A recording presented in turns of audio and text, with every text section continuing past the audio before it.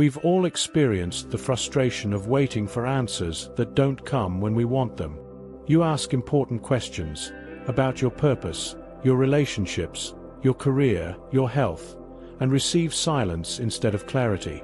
You pray for guidance and feel like you're talking to an empty sky. You search for direction and find only confusion. The waiting can feel unbearable, especially when you're facing decisions that feel urgent or dealing with pain that demands immediate relief. But there's something important to understand about timing, both in nature and in human development. Not everything can be rushed. A seed planted today won't produce fruit tomorrow, no matter how desperately you need that fruit or how intently you water the ground. A child can't skip from infancy to adulthood just because responsibilities demand it. Some processes simply require time, and attempting to shortcut them often produces inferior results or outright failure. The same principle applies to personal growth, spiritual development, and the unfolding of your life's path. Some insights can only be understood after you've had certain experiences. Some wisdom can only be received when you've developed the capacity to hold it. Some opportunities can only be navigated successfully when you've built specific skills or character qualities. The timing of revelation isn't arbitrary. It's often precisely calibrated to your readiness to receive and apply what's being revealed. Think about your own life. Are there things you understand now that you absolutely couldn't have grasped 5 or 10 years ago? Lessons that people tried to teach you that you had to learn through your own experience before they made sense? Warnings you dismissed that you now wish you'd heeded? This pattern reveals something important. Understanding isn't just about information transfer. It's about developmental readiness. You can hear something 100 times without really understanding it, and then suddenly, after a particular experience, the meaning becomes crystal clear. This is why some answers to your questions are withheld until specific moments. It's not because the universe is cruel or because you're being punished for something. It's because certain revelations would be useless, overwhelming, or even harmful if they came before you were ready to receive them. Imagine knowing at age 18 exactly what your life would look like at 40. Would that knowledge have helped you, or would it have paralyzed you, terrified you, or caused you to make choices that actually prevented that future from unfolding? Consider also that timing serves purposes beyond just your individual readiness. Sometimes the delay in receiving answers is because other elements need to fall into place first. People who will be important to your next chapter haven't arrived yet. Resources you'll need aren't available yet. Obstacles that would block your path haven't been removed yet. Circumstances in the broader world haven't aligned yet. Your life doesn't exist in isolation. It's woven into a larger fabric of interconnected lives and events, and sometimes the timing of your personal revelations has to sync with larger patterns. The waiting period itself also serves important purposes. It builds patience, which is essential for navigating a long life filled with things you can't control.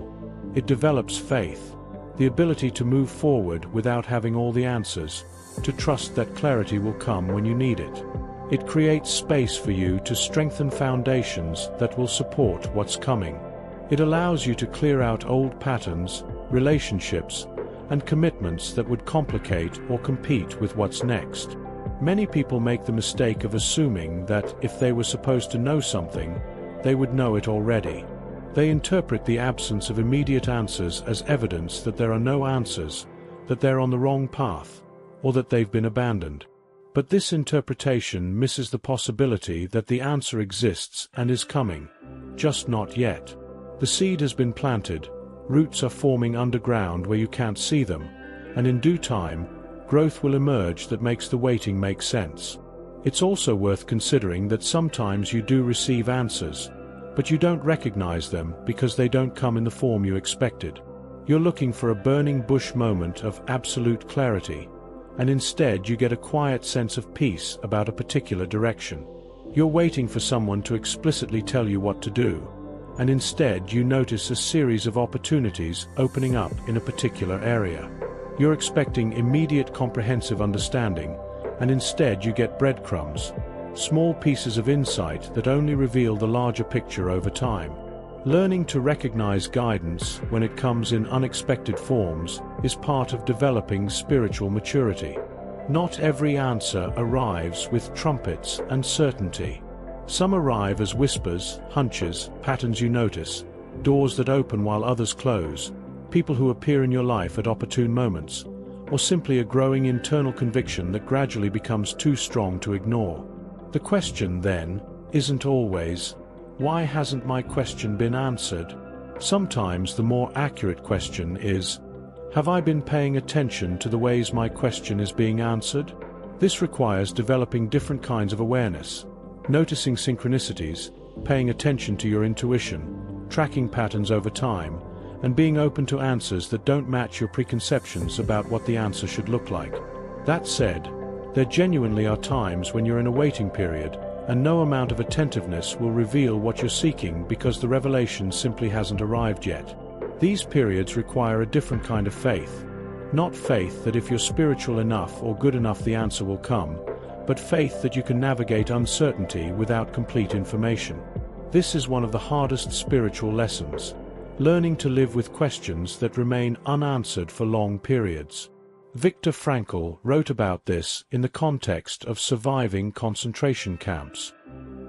He observed that people who could find meaning in their suffering, who could believe that their experience had purpose even if they couldn't see it, were more likely to survive than people of seemingly better physical constitution who lost hope.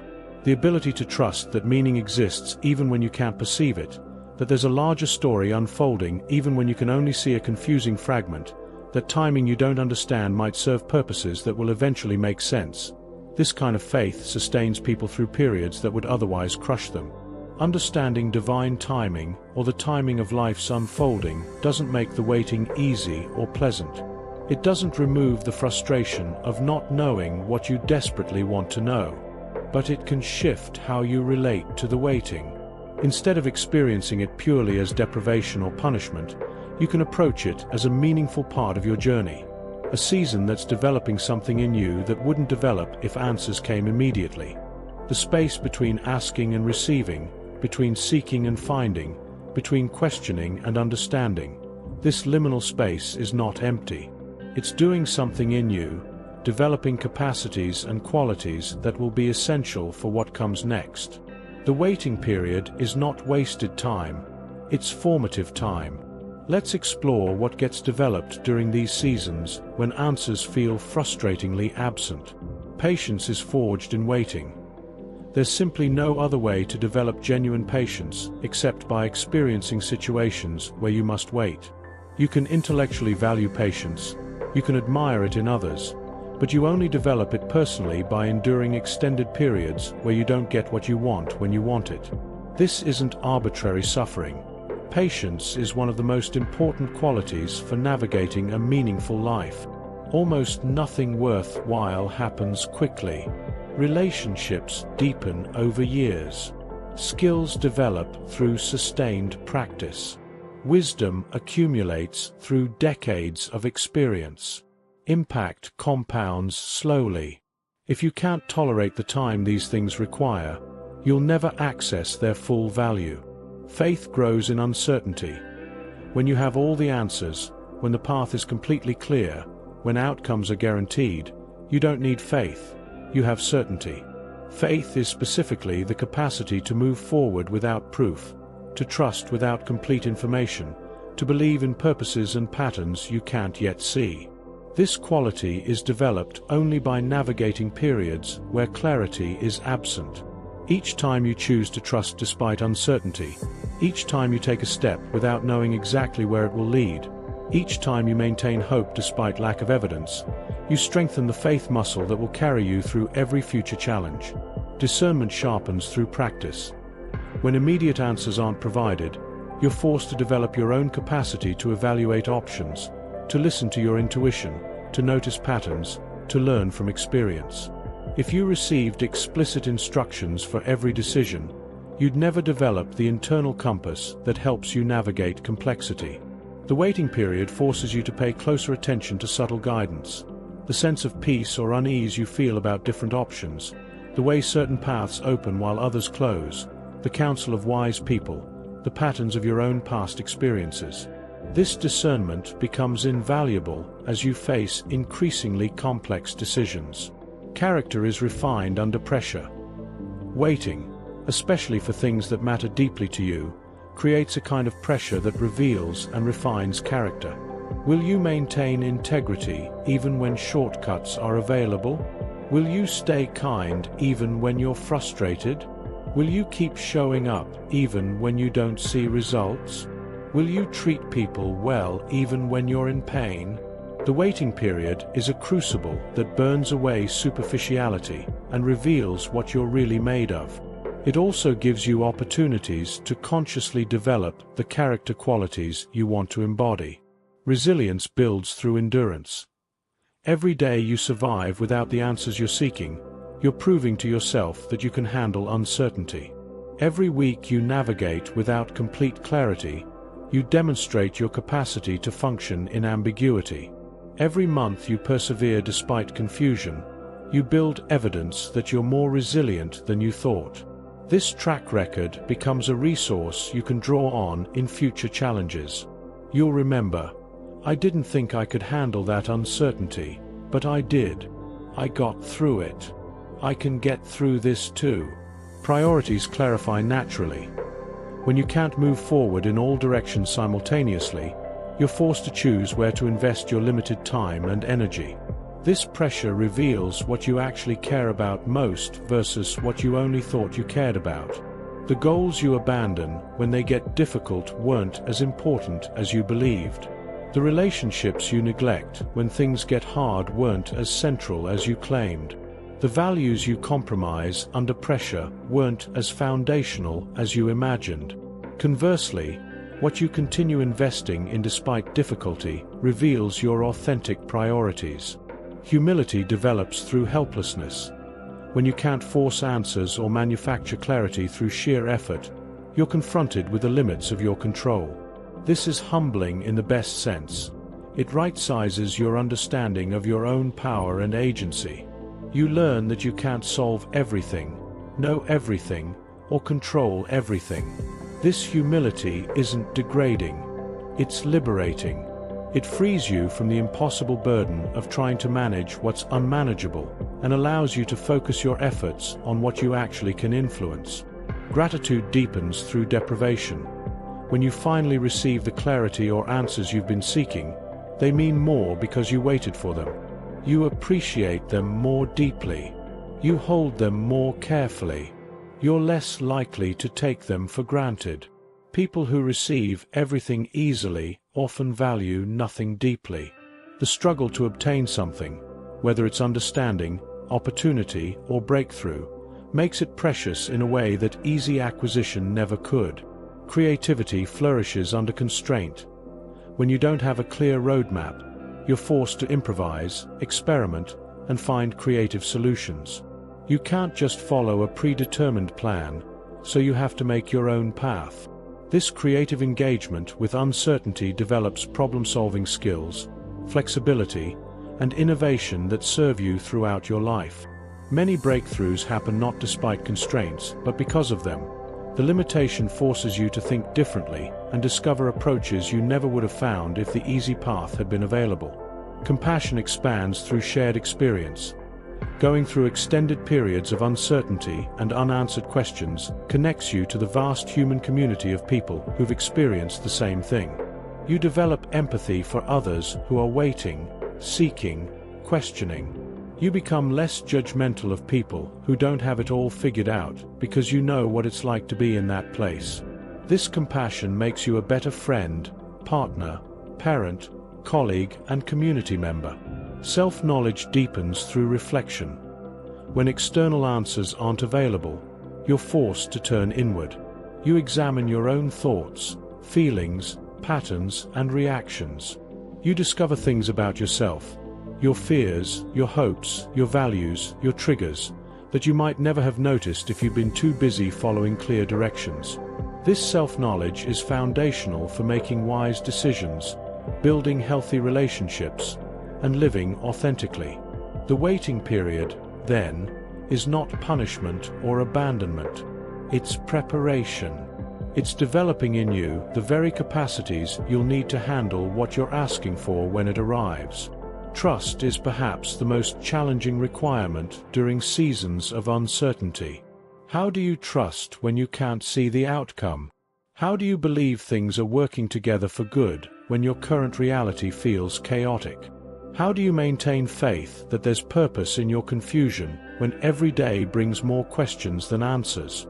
Learning to trust the process, to believe that the unfolding of your life has intelligence and purpose even when you can't perceive it, is essential for navigating the human experience with any degree of peace. Start by examining your past. Look back at previous times when you didn't understand what was happening or why. Times when you were confused, lost, or waiting for clarity. Can you see now, with hindsight, how those periods served purposes you couldn't see at the time? How the delay protected you from something or positioned you for something? How the confusion forced growth you needed? How the waiting developed patience or faith you now rely on? This backward-looking reflection provides evidence that even when you can't see the purpose in the moment, purpose often exists and becomes visible over time. Recognize patterns of provision. Throughout your life, have your genuine needs been met? Not every want, not every desire on your preferred timeline, but your actual needs. Have you had food, shelter, clothing? Have challenges that seemed insurmountable eventually been resolved? Have resources appeared when you truly needed them, often from unexpected sources? Recognizing these patterns of provision builds trust that you won't be abandoned in current or future uncertainties. Distinguish between trust and certainty. Many people think they can't trust unless they have certainty, but this misunderstands what trust is. Trust is specifically what you extend in the absence of certainty. If you had proof, you wouldn't need trust. Learning to be okay with not knowing, with moving forward despite uncertainty, with holding questions that may not be answered immediately. This is what trust looks like in practice. It's not blind optimism that everything will work out perfectly according to your plans. It's confidence that you can navigate whatever comes, learn what you need to learn, and find meaning in the journey. Practice surrendering control. Much of the anxiety around unanswered questions comes from the desire to control outcomes. You want to know so you can plan, so you can manage, so you can protect yourself from unwanted possibilities. But the truth is, control is largely an illusion. You can influence your life through your choices, but you can't control outcomes completely. Surrendering the need to control doesn't mean becoming passive. It means focusing your energy on what you actually can influence, your responses, your effort, your attitude, while releasing your grip on what you can't, other people's choices, timing, circumstances beyond your power. Develop a philosophy of uncertainty. Instead of seeing uncertainty as a problem to be solved, what if you viewed it as a natural and even valuable aspect of existence? Life is inherently uncertain. You don't know what tomorrow will bring. You can't predict all the variables that will influence your future. This uncertainty is what makes life an adventure rather than a predetermined script. It's what creates space for surprise, for growth, for new possibilities to emerge. When you can be at peace with uncertainty rather than constantly fighting against it, life becomes much less exhausting. Find anchors that hold steady. Even in seasons of uncertainty about many things, identify what you can count on. Perhaps it's core values that remain constant regardless of circumstances. Perhaps it's relationships with specific people who've proven reliable. Perhaps it's spiritual practices that ground you. Perhaps it's your own track record of resilience. These anchors provide stability even when much is in flux. They remind you that not everything is uncertain. There are solid foundations you can return to when you feel unmoored. Reframe waiting as active rather than passive. Waiting doesn't mean doing nothing. It means continuing to show up, to do what's in front of you, to develop yourself, to serve others, to engage with life even while you're waiting for specific answers. This active waiting is very different from passive resignation. You're not just sitting around feeling helpless. You're living fully in the present while remaining open to future clarity. You're tending your garden while you wait for seeds to sprout, not just staring at the dirt willing growth to appear. Build tolerance for ambiguity. Some people are naturally more comfortable with ambiguity than others, but everyone can develop greater capacity for it. Practice staying in questions without rushing to answers. Practice saying, "I don't know," without feeling ashamed. Practice holding multiple possibilities without collapsing into either slash or thinking. Practice being curious about uncertainty rather than threatened by it. The more comfortable you become with ambiguity, the less distressed you'll feel during periods when clarity is absent. Trust your own resilience. You've survived every difficult day you've had so far.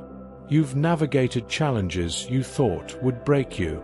You've found your way through periods when you had no idea what to do. You've learned things you thought you couldn't learn and handled things you thought you couldn't handle. This track record is evidence that you can trust yourself to figure things out, to cope with difficulty, to keep going even when you don't have all the answers. Trust isn't just about trusting external forces.